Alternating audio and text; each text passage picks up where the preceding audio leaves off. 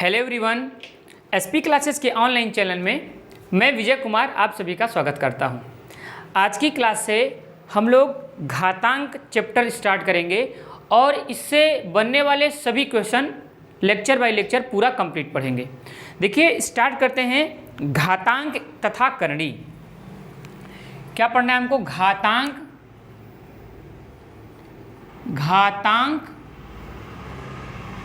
तथा करणी। तो सबसे पहले घातांक के नियम क्या हैं, घातांक का नियम देखेंगे, इसके बाद करणी का नियम देखेंगे और इससे बनने वाले सवालों को भी हम पढ़ेंगे।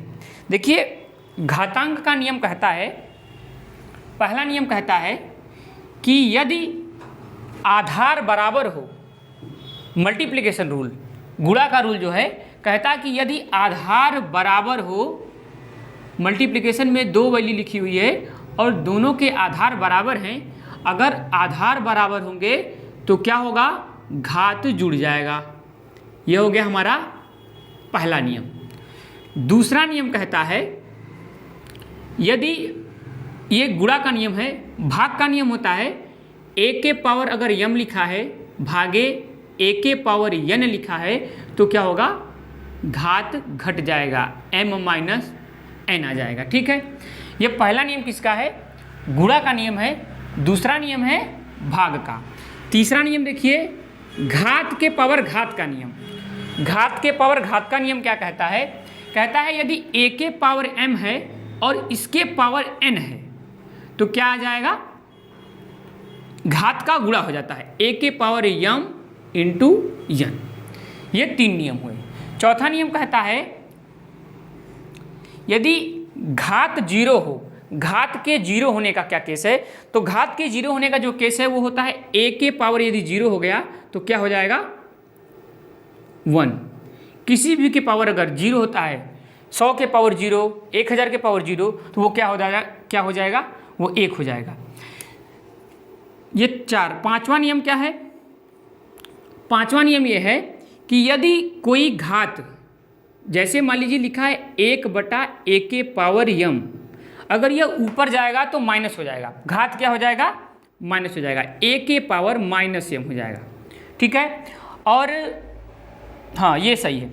और अगर कहीं लिखता है कि घात अगर बराबर, आधार अगर बराबर ना हो, घात बराबर हो, तो उसको कैसे लिखेंगे? जैसे लिखा है a की पावर m इंटू b के पावर m। अब देखिए यहाँ पर घात बराबर है लेकिन आधार बराबर नहीं है, तो इसको अब क्या लिख सकते हैं? इसको लिख सकते हैं ए बी के पावर m। क्या लिख सकते हैं? ए बी के पावर m। ये हैं घात के नियम। इन्हीं की सहायता से हम क्या करेंगे? न्यूमेरिकल को सॉल्व करेंगे। चलिए देखते हैं, पहला क्वेश्चन हम लिख रहे हैं। लिखा है, देखिए सरल क्वेश्चन से बिल्कुल स्टार्ट करेंगे और इससे बनने वाले जितने भी क्वेश्चन होंगे सबको पढ़ेंगे। पहला लिखा है सरल कीजिए। क्या लिखा है? सरल कीजिए। और आपको पहला क्वेश्चन लिखा है 81 के पावर 3/4। 81 के पावर 3/4। अब देखिए घात लिखा हुआ है, इसको हमको सरल करना है।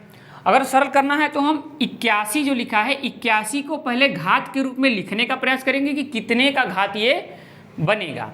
तो 81 का घात क्या बनेगा? जैसे लिखेंगे इसको क्या करेंगे? गुणनखंड इसका करना पड़ेगा।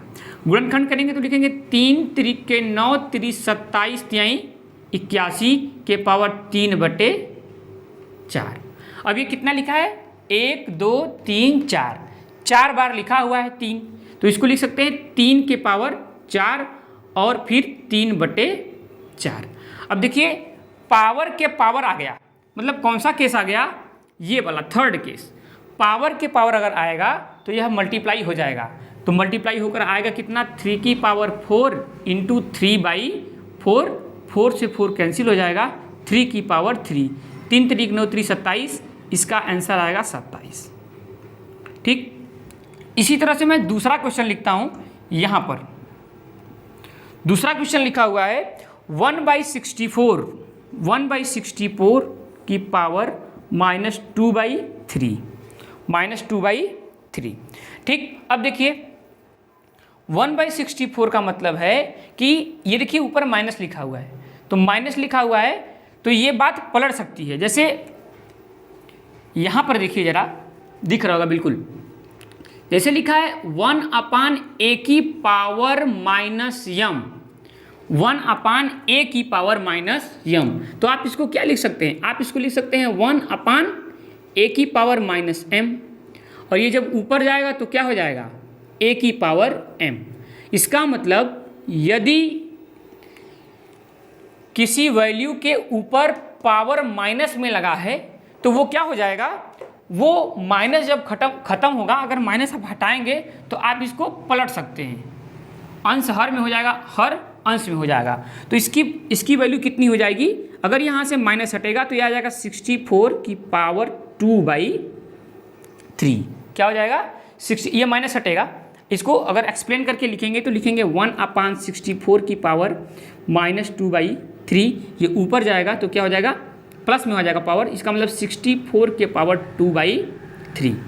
यहाँ पर देखिए यही बात लिखी हुई है। अब 64 का फैक्टराइजेशन करेंगे तो देखिए अगर 2 से करेंगे तो लंबा होगा, हम ऐसा इसको सेट करेंगे कि ये 3 कट जाए, ये 3 कट जाए, तो 4 चौको 16 चौका 64, इसको 4 के पावर 3 लिखा जा सकता है, और पावर कितना है 2/3। अब पावर के पावर क्या हो जाएगा, मल्टीप्लाई हो जाएगा, तो 4 की पावर आएगा 3 × 2/3, 3 से 3 कटेगा, 4 की पावर 2 और 4 चौके 16, इसका कितना आंसर आएगा, 16 आंसर आएगा। आप देख रहे हैं हमारा यही प्रयास है कि ये जो नीचे का है पावर में, ये बटे में जो, इसको हम कैंसिल आउट करने की कोशिश कर रहे हैं। यहाँ देखिए 81 लिखा था, 4 बार ब्रेक हुआ तो 4 से 4 कैंसिल आउट हो गया। यहाँ 64 लिखा था, ये 4 3 बार आएगा और 3 से 3 कैंसिल आउट हो जाएगा, और 4 के पावर 2, इसका मतलब 60। ठीक है, दूसरा क्वेश्चन, थर्ड क्वेश्चन देखिए आप, यहाँ लिखता हूँ, थर्ड क्वेश्चन लिखा है 64 की पावर -1/6। क्या लिखा है, 64 के पावर -1/6।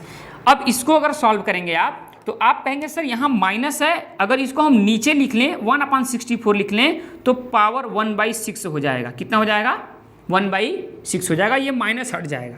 ठीक, आप इसको ये भी लिख सकते हैं 1/64 की पावर 1/6। अब फिर हम यही प्रयास करेंगे कि ये 6 कट जाए, ये 6 क्या हो जाए, कट जाए, तो हम ये 64 को ब्रेक करेंगे, हम प्राइम फैक्टराइजेशन करेंगे, 2 से करेंगे, तो 2 दूना 4 दूना 8 दूना 16 दूना 32 दूना 64, 1/6, पावर कितना है 1/6। आप देखिए ये 2 कितने टाइम से आ रहा है, 1 2 3 4 5 6, इसका मतलब इसको लिख सकते हैं 2 की पावर 6, 1/2 की पावर 6 इंटू 1/6, पावर के पावर हो गया, फिर से ये मल्टीप्लाई हो गया, कैंसिल आउट हो जाएगा, और आपके पास बचेगा 2 की पावर 1, और 2 की पावर 1 का मतलब होता है 2, तो यहाँ आ जाएगा 1/2। आप देख रहे हैं ये यूज हो रहा है, तीनों केस में यही वैल्यू क्या है, यूज हुई है। ठीक, अब देखेंगे नेक्स्ट क्वेश्चन क्या कह रहा है। इस टाइप का न्यूमेरिकल आपको समझ में आया होगा। एक क्वेश्चन लिख रहा हूँ, लिखा है, इसको मैं मिटा देना चाहूँगा, आप लोग नोट कर लीजिए, इसको नोट कर लें आप। चलिए नेक्स्ट क्वेश्चन देखते हैं।